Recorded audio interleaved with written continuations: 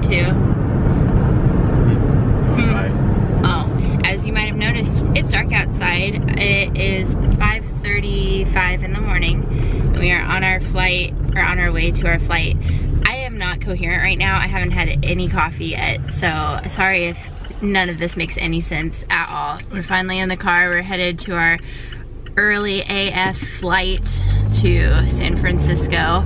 It is about a 5-hour flight and it's direct, which is great, but unfortunately the flight leaves at 7:20 in the morning. On a scale of 1 to 10, how much are you regretting this early morning flight? I'm used to it in the morning. You're the one that sleeps in. You don't get up this early in the Not this morning. one. No. Really, but I mean, I had to do this a couple weeks ago when I went to Michigan for work and had to drive to Michigan and got up at like, you know, I think it was 5 o'clock. But we got up at 4:30 this morning, so, and on top of that, we're both sick. But we're gonna get there at 10 something local time and we'll have the whole day. And that was kind of our thought process when we booked this flight.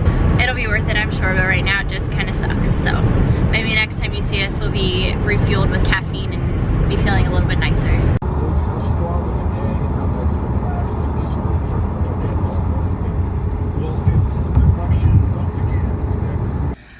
Welcome to our hotel room. We have made it to San Francisco and we are a little jet lagged, right? I guess, I don't know. I'm fine. We are staying at the Hilton Union Square Hotel, which is pretty much in the center of San Francisco. I would show you our hotel room, but I feel like hotel rooms are kind of telling about people, and if you looked closely, you would see sweaty workout clothes on Craig's end and Pringles cheddar cheese crumbs in the bed on my end from my nap and snack. We're just gonna leave that at that, but I realized that it's been a while since I've done an update. Anyway, we've had an interesting experience of a day, and I was just gonna give you a quick rundown of everything we've done before we head out for drinks and snacks before dinner, because the local time here is 4:42, and that means snack time and beer time for me. So we started off this morning in the middle of the night at 4:30 a.m. home time, 1:30 a.m. here time, so I'm surprised you're not more tired than you are. I don't know. I've had 6 servings of caffeine. That's true. You've had a lot of caffeine today. So anyway, we get to the airport and we, you know, it feels like we left the house maybe 15 minutes later than we should have. So we were already hurrying to get to the check-in counter anyway. We make it on the economy bus, like almost the first one we see. We didn't have to wait at all in the parking lot, which was great. And then we get to the check-in counter and I reach in my purse to get my wallet out and it's not there. And I freaked out and I was like, oh no, I think I left my driver's license in the car. We have no time to spare. And so I'm like, crap, Craig, can you go get it? And so he's about to like take off to the car. And then I'm like, wait, no, I locked my car and the key fob has to be outside of the car for it to lock. So I'm like, wait, it has to be here somewhere. So that was like a really close call. How mad would you have been if I would have sent you to the car and then there was no wallet in the car and we missed our flight? Would have missed the flight and ended up with me being in prison. Well, and Craig freaked out too. Like as soon as I told him, he was like, well, we're not going to California. And I was like, okay, now that's not true because surely they have later flights because we picked the early freaking o'clock flight. So anyway, it all worked itself out. And then we get to the security line and it doesn't appear to be that bad. It looks short. We've been through longer and it has been faster. What time, at that point, what time was it there for, like 6 a.m.? Probably like 6:15. No, it was 6:30 when we got in line. Okay, yeah. Our flight was supposed to depart at 7:20, and so... It started boarding at 6:45. Yeah. We'd been in the line for about 15 minutes. We were like boarding. only halfway through the line by the time we got a notification that it was boarding. I think it was a combination of the TSA agents saying, do you have any liquids? Did you take all electronics out of your bag? To be fair, they dealt with a bunch of idiots in a row that Well, that's true. There was a family that was like, oh, do I need to take my sunglasses off? Oh, I can't have this water bottle? Oh, okay. And it was ridiculous. It took like 10 minutes just for this one family.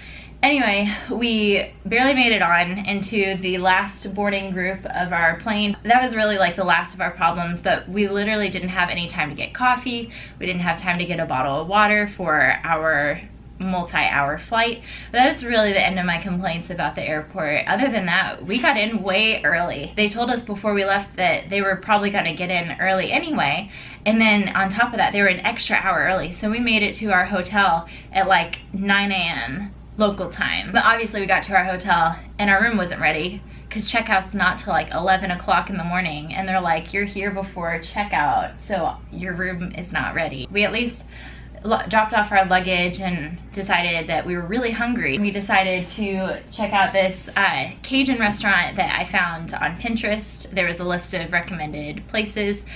Am I boring you? What? So we got to Brenda's, and so let me back up. We decided we were gonna walk there. We Google mapped it from our hotel, and it was only like a 15-minute walk. We're like, we can do that in 10. We don't need an Uber. And so we start walking through what is called the Tenderloin neighborhood of San Francisco.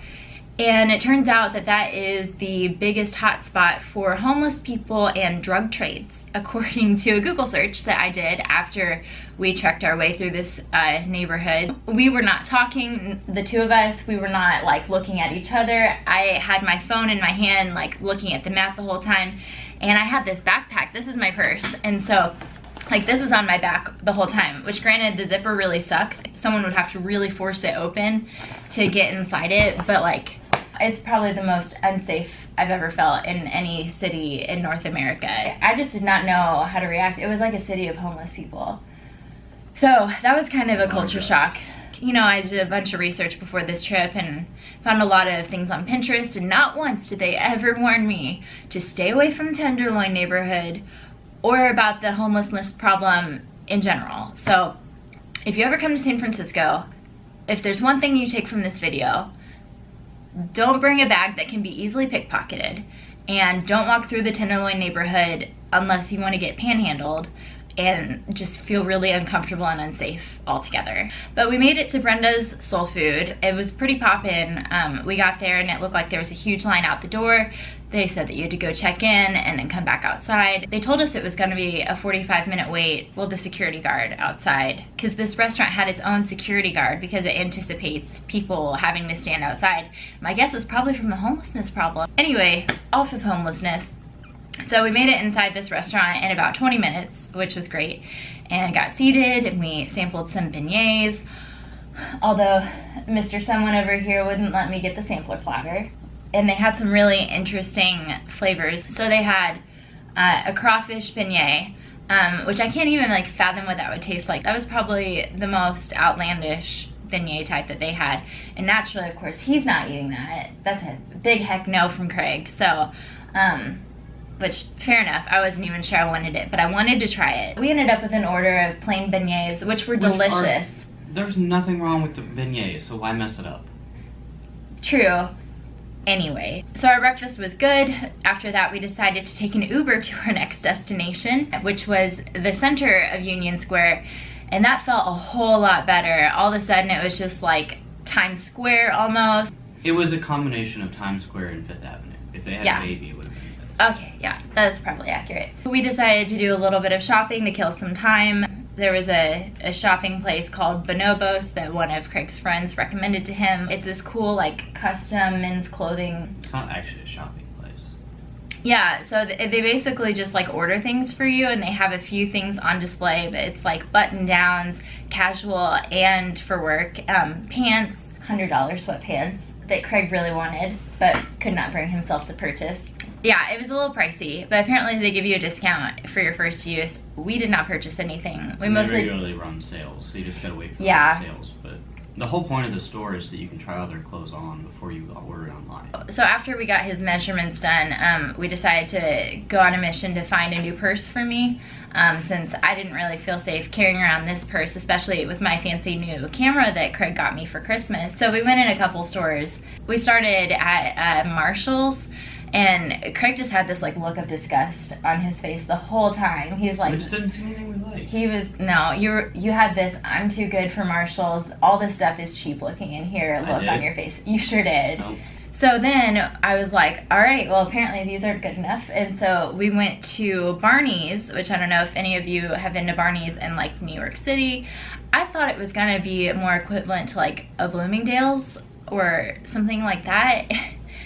And I was a little surprised. I was willing to shell out like probably $80 to $100 on a decent purse, but so I found one that I liked, and I got it off the rack. Well, the guy had to like unclip it from the rack because apparently they have a shoplifting problem in Union Square. There's just a lot of problems in San Francisco that I wasn't aware of. Anyway. Yeah, the Walgreens had my body wash behind a lock and key. Well, I was gonna get to that. Well, you said shoplifting problem. Okay, all right, fine. We can talk about it. So yeah, we also stopped at Walgreens because Craig needed more body wash and we needed some snacks for the room. Hence the Pringles crumbs in the bed. And they even have like plastic shelves with locks on them for body wash. Body wash. How much did that body wash cost? Like $5? Something. Yeah. That is the level of security we're at in this city. So, but anyway, back to Barney's. So we're shopping around, I find a purse I like, and I asked to see it. I think I said to Craig, I was like, ooh, I like this one or something. And then this really nice store clerk came up and he was like, oh, you should get it. And so he was really nice about it. So I tried it on. I'm like, oh, I really like it. I'm gonna put my wallet in it to see if it fits. I should have just been watching this guy to see what like his reaction was, because he was really nice. But so then I was like, okay, maybe I'll get this one. And then I asked him how much it was. $1,300. I think I was just really quiet for a second. I looked at Craig and I laughed and I was like, I just put it back on the shelf. And I think we all chuckled, the store clerk including. And then, you know, we walked away. But I just can't fathom dropping $1,300 for a purse. It was just like this shoulder bag that, like, you know, rested on your hip. It was probably like, I don't know, this big, and it had 3 compartments in it. It was just plain black leather, nothing fancy, no diamonds, no gold, nothing to drive the price up. So I'm curious where they get their prices from. But it was an interesting experience, a good reality check, maybe someday. So that's really kind of the end of our shopping endeavor. We posted up in a bar for a little while and watched the UK versus U of L game. And then we decided to head back to our hotel. And fortunately, our room was ready about an hour and a half early. So we checked in and immediately I went for the nap, of course, because I don't know, the sickness was coming on. I was just like, I'm out. And I think I was out for the entire time that you worked out. And he came back and the lights were still off in the room. So. And here we are now. Craig has made the food choices for the rest of the evening, which I'm excited about. I'm also hoping to get him to try some ethnic foods while we're here. I'm gonna drink my damn beer, and I'm gonna eat my American pub food. America. We're in San Francisco after all. Yes, but San Francisco is like a melting pot of cultures. Yeah, and I'm gonna take the American part. Okay, well, we're gonna work on that. But I am excited, at least, to go to Mikkeller Beer, one of our favorite brew pubs in Indiana, but it's really kind of a suburb of Chicago, is Three Floyds. And they do a lot of collaborations with Mikkeller Beer. They have a location in San Francisco, like 2 blocks south of our hotel. So naturally, we obviously have to go because we've always wanted to try Mikkeller Beer. You've never had any, right? Just the collabs. Yeah, just the collaborations, but nothing directly from Mikkeller, and they have food. So we're about to go get some appetizers for dinner. No, not for dinner, before dinner. Before dinner, sorry. Tomorrow I'm gonna be more coherent, it's gonna be better. What's the name of the Hops and Hominy? Is that the name of the... Hops and Hominy, pretty highly rated restaurant here. Brew pub type place. Yeah, it'll probably be like an American gastro pub. Probably be a little expensive, but hopefully the food's worth it. So we've got a little bit more adventure for us this evening, but mostly just kind of keeping it central tonight, and then we're gonna branch out tomorrow.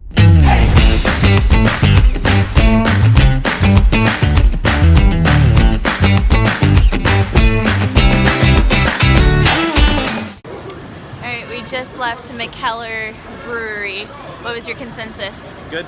It was really good. What was your favorite beer? I had 3 very good beers. I don't have a favorite. I particularly enjoyed the Mikkeller Keller beer. It was quality. So, no, he did not name it after himself, as we have discovered. It's just a style of beer.